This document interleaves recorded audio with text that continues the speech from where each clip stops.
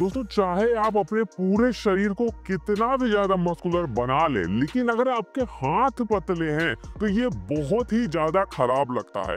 और इसीलिए आज मैं आपको कुछ ऐसी चीजें बताऊंगा, कुछ ऐसी एक्सरसाइजेस बताऊंगा जिन्हें करके आप अपने पूरे हाथ को अच्छा खासा चौड़ा बना पाएंगे, वो भी बहुत ही कम समय में। आप लोगों को बहुत सारी ऐसी टेक्निक्स नहीं पता है जो आप अगर अपनी एक्सरसाइज में इंक्लूड करते हैं तो आपके हाथ बहुत ही जल्दी चौड़े होने लगते हैं। उन्हीं के बारे में हम बात करेंगे, तो बिल्कुल भी टाइम को वेस्ट नहीं करते हैं। सबसे पहले मैं आपको बता दूं कि हाथों को चौड़ा करने के लिए हम केवल अपने बाइसेप और ट्राइसेप को ट्रेन नहीं करते हैं, इसके साथ में हम अपने फोरआर्म मसल्स को भी ट्रेन करते हैं। हमेशा इस बात का ध्यान रखना कि हमारा जो हाथ होता है वो एक दूसरे से, जो ये मसल्स होती हैं, जो forearm muscles, bicep muscles, tricep muscles, ये एक दूसरे से कनेक्टेड होती हैं। तो चौड़ा हाथ करने के लिए इन तीनों मसल्स को हमें ट्रेन करना बहुत जरूरी है। मैं आपको सबसे पहले फोरआर्म का वर्कआउट बताऊंगा, फिर आपको मैं बाइसेप का वर्कआउट बताऊंगा और ट्राइसेप का वर्कआउट बताऊंगा, और ये भी बताऊंगा कि किस किस दिन किस तरह से इन्हें परफॉर्म करना है।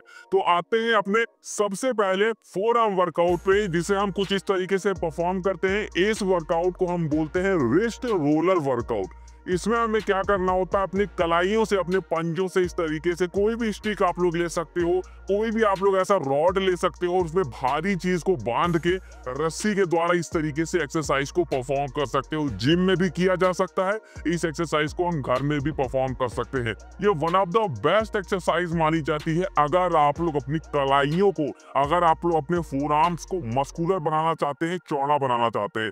इस एक्सरसाइज के हम लोग 2 सेट परफॉर्म करेंगे और दोनों सेट में इस बात का ध्यान रखेंगे कि हम लोग को रस्सी को ऊपर से नीचे ले जाने में और नीचे से ऊपर ले जाने में पूरा 1 मिनट लगना चाहिए, तभी ये एक्सरसाइज सही से आपके ऊपर वर्क करेगी। उसके बाद में फोरआर्म के हम दूसरे वर्कआउट के बारे में बात करेंगे, जिसे हम बोलते हैं रिस्ट कर्ल। इसमें हम क्या करेंगे, डंबल को अपने हाथों में लेंगे और कुछ इस तरीके से रिस्ट कर्ल को हम परफॉर्म करेंगे। रिस्ट कर्ल एक्सरसाइज जो होती है ये आपके फोरआर्म्स के लिए बहुत अच्छी होती है। इसके हम लोग करेंगे 3 सेट और तीनों सेट में हम लोग कम से कम 12 रिपीटेशन लगाएंगे, तभी ये फोरआर्म्स में सही से वर्क करेगा। तो हमारा फोरआर्म का वर्कआउट कंप्लीट हो गया। अब हम लोग आते हैं अपने बाइसेप के वर्कआउट पे। बाइसेप के लिए जो सबसे अच्छा वर्कआउट हमारा होता है वो होता है बाइसेप कर्ल, जिसमें हम कुछ इस तरीके से डंबल को लेंगे और बाइसेप कर्ल इस तरीके से परफॉर्म करेंगे।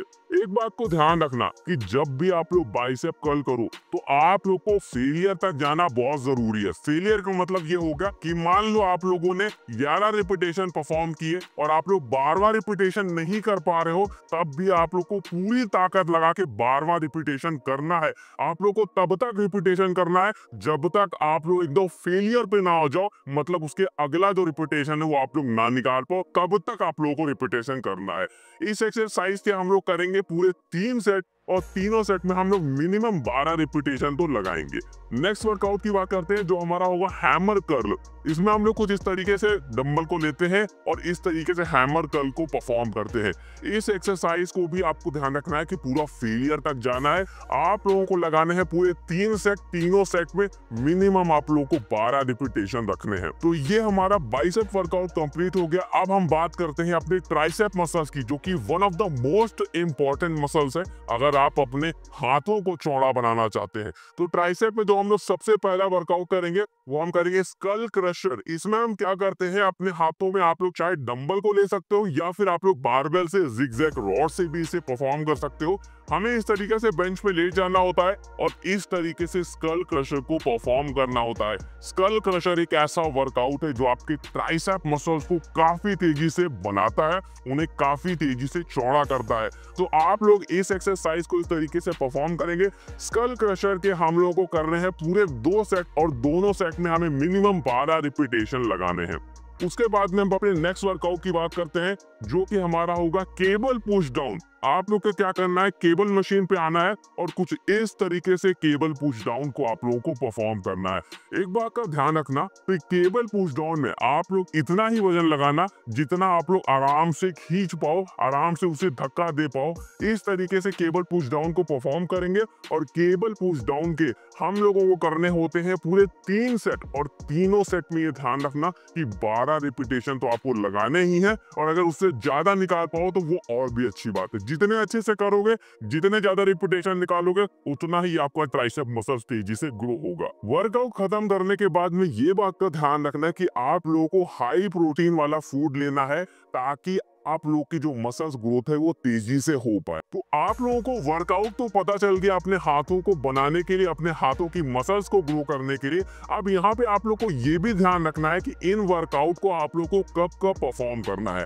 देखो, ये चीज आपको ध्यान रखनी होगी कि आप लोग की फ्रीक्वेंसी जितनी ज्यादा होगी, उतना ही मसल्स ग्रोथ आप लोग की ज्यादा होगी। तो आप लोग ये कोशिश करना कि इस वर्कआउट को आप लोग हफ्ते में कम से कम 2 बार करना। अगर आप लोग ये हफ्ते में 2 दिन परफॉर्म करते हो, तो उतना ही ज्यादा मसल स्टिमुलस होगा और आपकी मसल्स ग्रोथ के लिए बहुत ज्यादा अच्छा होगा।